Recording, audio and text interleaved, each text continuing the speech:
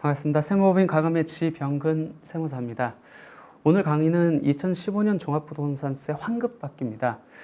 최근에 이제 종부세 대법원 판례 판결이 이렇게 남에 따라서 2015년도 종합부동산세 환급받기 사태가 발생을 했죠. 그래서 이번 강의에서는 왜 어떤 게 문제가 돼가지고 종합부동산세를 환급해 줬는지, 또 환급받기 위해서는 어떤 절차를 거쳐야 되는지, 아마 많이들 지금 환급 신청은 한 상태인데 그래도 원인 분석을 해보고 그다음에 2015년 말고 2016년, 17년도는 또 어떻게 되는지 한번 살펴보도록 하겠습니다. 2015년 기속 종합부동산세 환급 신청 안내문이 아마 개별적으로 다 뿌려졌을 거예요. 대상자들은. 내용을 한번 보면은 2015년 기속 종합부동산세의 공제세액이 일부 과소하게 적용됐다고 해가지고 대법원에서 판결을 내렸죠. 그 판결에 따라서 이미 납부한 종합부동산세 일부 금액에 대해서 환급을 해주겠다는 내용이고, 대상자는 2015년 기속 종합부동산세 납부 대상자의 하나입니다. 이 대상자 여부는 아마 주소지 세무서 관할에 전화하시면은 확인 가능할 수 있고요. 웬만한 분들은 아마 종합부동산 환급 신청 안내문을 다 받은 걸로 알고 있습니다. 그러면 왜 2015년도에 대해서만 종부세 환급을 해줍니까? 그 이후 건 안 해줍니까? 왜 그러냐면 대법원 판결이 2015년도 것만 나왔기 때문에 그래요. 2016년도 것도 지금 소송 중에 있고 추후 소송 결과에 따라서 아마 환급이 이루어질 걸로 사료되고 있습니다. 우리 종합부동산세 계산 구조를 한번 보면은 산출세액 다음에 종합부동산세 세액 다음에 공제할 재산세액이라는 게 있거든요. 이 공제할 재산세액이 종합부동산세 과세표준에 부과된 재산세액을 빼주는 건데, 요것 때문에 이제 환급이 발생하는 거거든요. 한번 조금 더 구체적으로 한번 살펴볼게요. 공제할 재산세액이라는 거는 우리 동일재산에 대해서 지금 재산세도 부과하고 종합부동산세도 부과하잖아요. 그럼 이중과세가 문제가 발생을 합니다.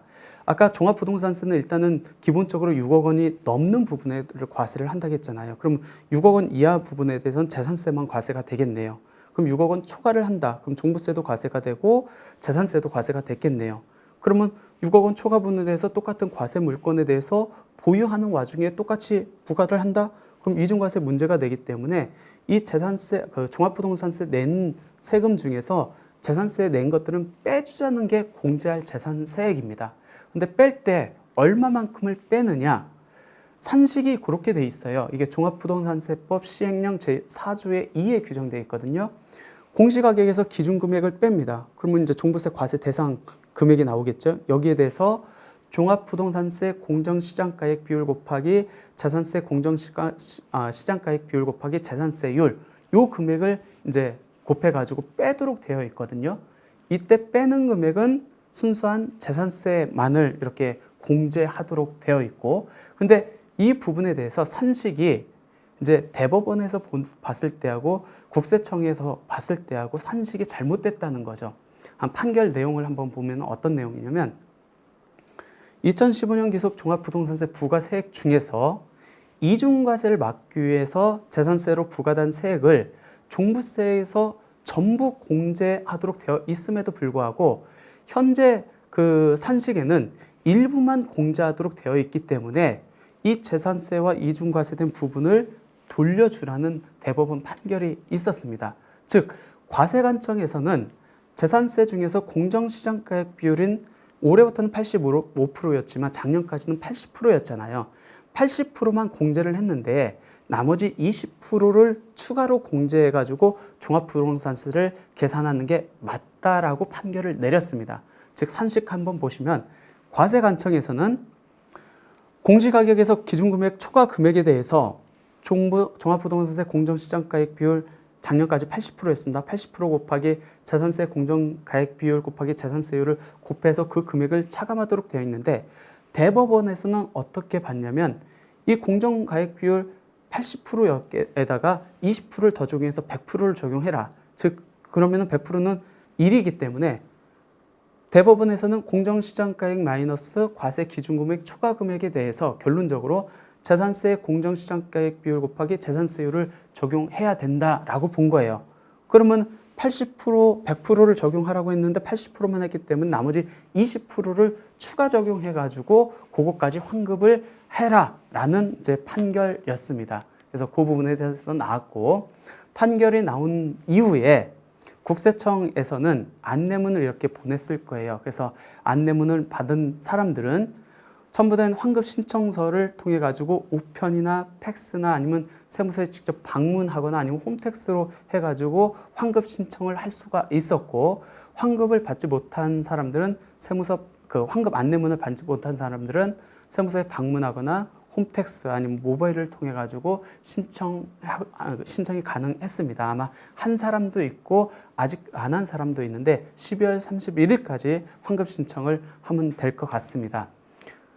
환급 신청서가 이렇게 돼 있어요. 간단하게 되어 있습니다. 신청인 기재를 하고 환급 신청 계좌를 첨부를 하면 하고 요 신청서를 제출만 하면 되거든요. 그러니까 복잡하게 안 돼 있기 때문에 직접 방문해서 해도 되고 팩스를 넣으셔도 되고 그다음에 홈택스를 통해 가지고 하셔도 됩니다. 그러면 환급 신청서를 지급을 했다 또는 홈택스를 통해 가지고 환급 신청을 했다. 그러면 어떻게 환급을 받습니까?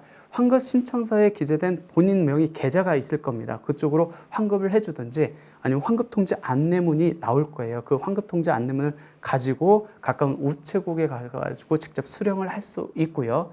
근데 환급 대상은 맞는데 신청도 했는데 내가 혹시 국세청에 체납이 돼 있어요. 그러면 충당하게 돼 있습니다. 환급이 나오지 않고 세금 내야 될 세금에서 차감하도록 되어 있다.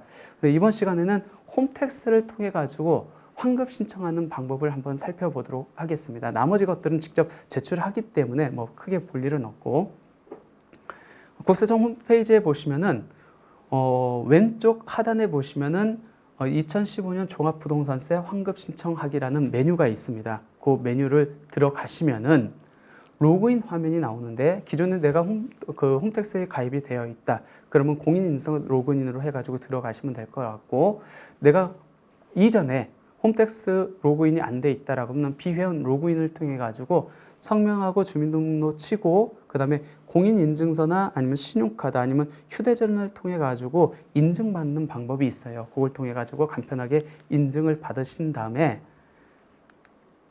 그다음에 신청 화면에서 본인의 기본 사항 그다음에 계좌를 입력한 다음에 신청하기 버튼을 클릭하면은 환급 신청을 받을 수 있습니다. 예.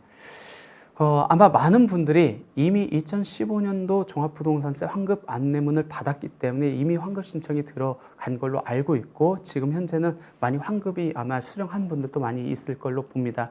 혹시 아직 신청을 못 하신 분들은 아니면 본인이 환급 대상인지 모르는 분들은 일단은 2015년도에 종합부동산세를 납부를 했다라고 하면은 관할 세무서, 주소지 관할 세무서에 전화하시면 되거든요. 전화해가지고 내가 환급 대상인지를 먼저 확인을 하시고 뭐 우편 접수라든지 방문 접수라든지 아까 홈택스를 통한 그 접수를 통해 가지고 환급 신청하면 신속하게 환급 받을 수 있고요.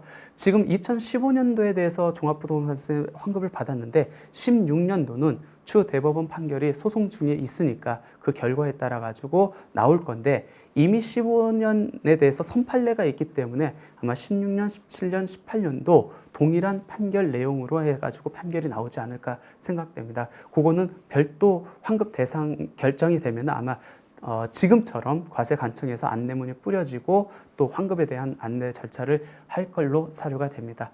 예, 오늘은 2015년도 종합부동산세 환급받기 그 절차하고 왜 환급을 받는지에 대해서 한번 설명해 봤습니다. 이상 강의 마치도록 하겠습니다. 감사합니다.